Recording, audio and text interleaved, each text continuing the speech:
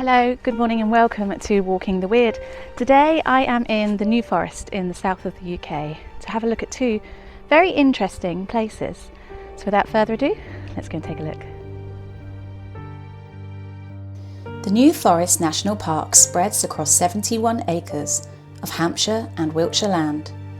It consists of a mixture of forest and heathland, which is home to a vast range of different wildlife, making it a site of special scientific interest and nature conservation.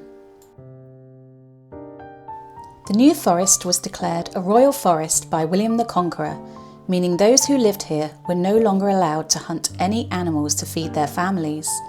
Only the king and his men were now permitted to do so. Superstitious locals believed this selfish act brought upon a curse to William the Conqueror. He lost two family members, both his son and grandson, who were killed whilst hunting in the New Forest. The son he lost was King William II, or Rufus as he was more commonly known. He was killed by an arrow in this very spot, now marked with an iron-clad memorial.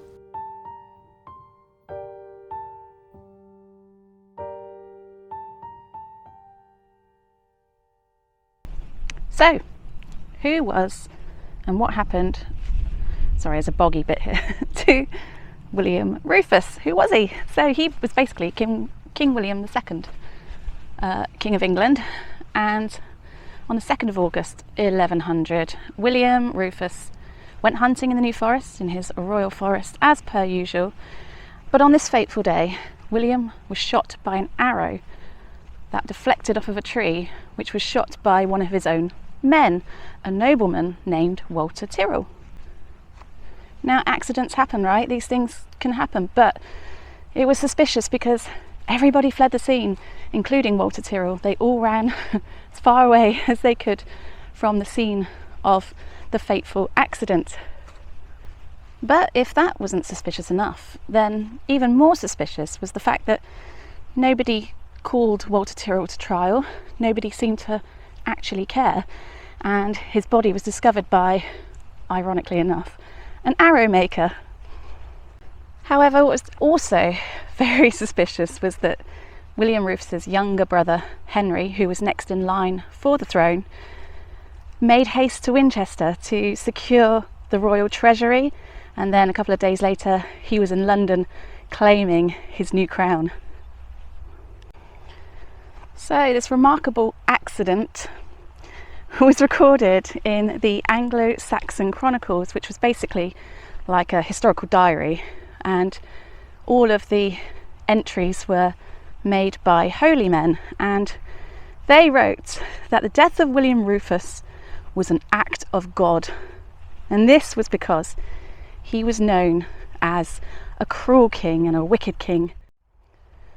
So it really was only modern historians who questioned whether this freak accident was indeed an accident, or whether this King William Rufus was murdered.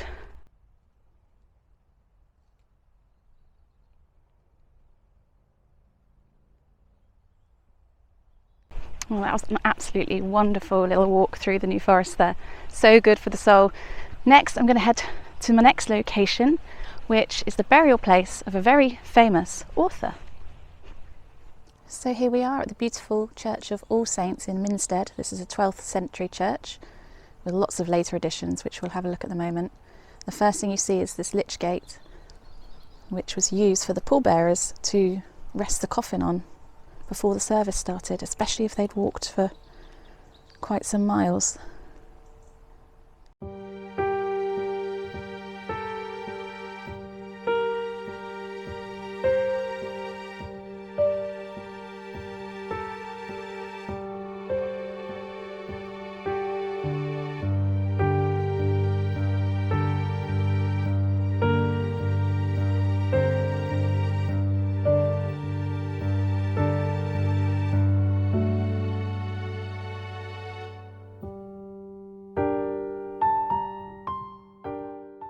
So we're heading to, hopefully you can see it, there's a cross tomb around about here with a bench next to it.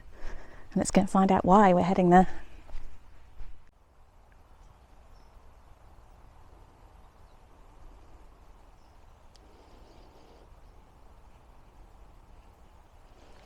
So this is the resting place of Arthur Conan Doyle.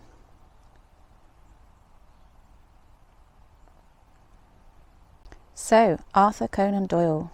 He was the author, of course, of the Sherlock Holmes stories. He was actually a trained doctor, but he was more notorious and well known for his novels, particularly the Sherlock Holmes series. He had great interests in psychic phenomena, and he was a member of the Society of Psychical Research and also of the Ghost Club. Doyle also declared himself to be a follower of spiritualism in 1916, which is the religion in believing in life after death. During his lifetime, Doyle was faced with much controversy, particularly over his beliefs in spiritualism and psychic phenomena. He had friendships at one point with both Houdini, who was the magician, and the psychical researcher Harry Price, but sadly he fell out with both of them because they accused spiritualist mediums of being tricksters and frauds. But he was strong in his beliefs, and Doyle wrote many books on spiritualism, and he also lectured on the subject too. Sadly, Doyle died of a heart attack on the 7th of July 1930 at the age of 71, and he was found at his home clutching his chest. He was originally buried with his wishes in his own garden at his home, but the house was later sold after the death of his wife Jean in 1940.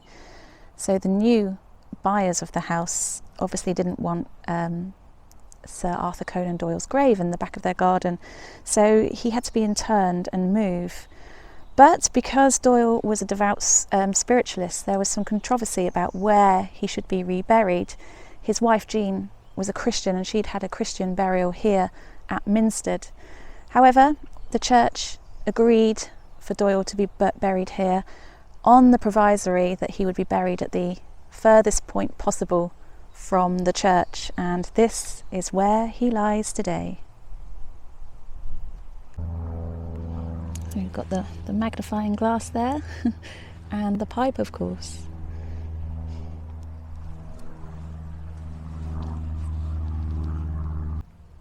So there's a quote here from the Hound of the Baskervilles: "Never could anything more hellish be conceived than that dark form and savage face which broke upon us out of the wall of fog." The Hound of the Baskervilles by Arthur Conan Doyle.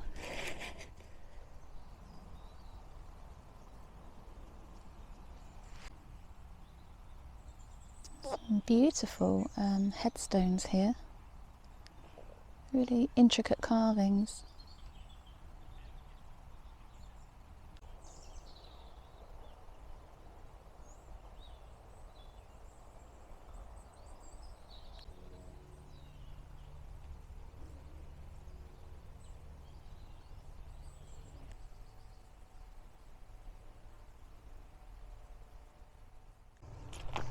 The door's open, so let's go and take a look.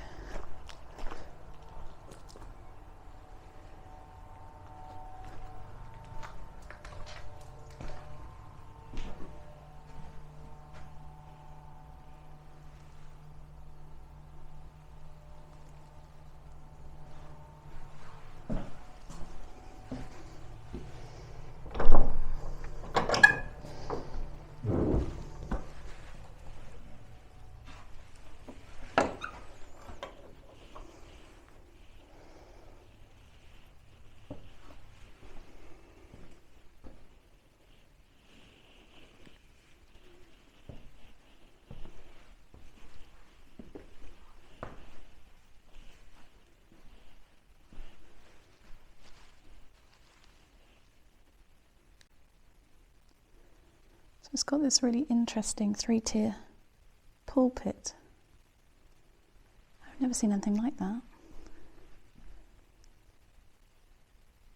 17th century, it says that those additions were made. And then over here you've also got private pews. Oh, it's like a little house. Got a fire, seats.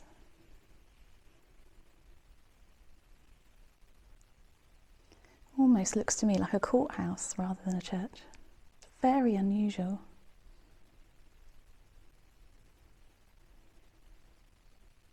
It's the pulpit.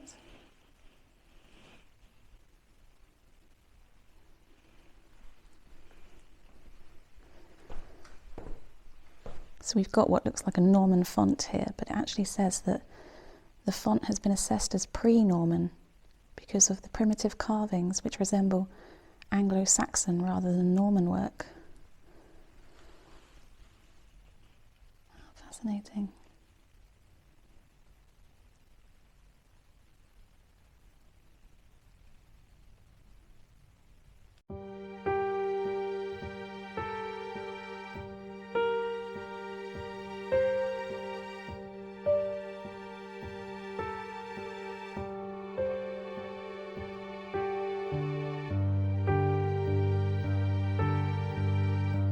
Well, thank you all so much for joining me today here in Minstead in the New Forest.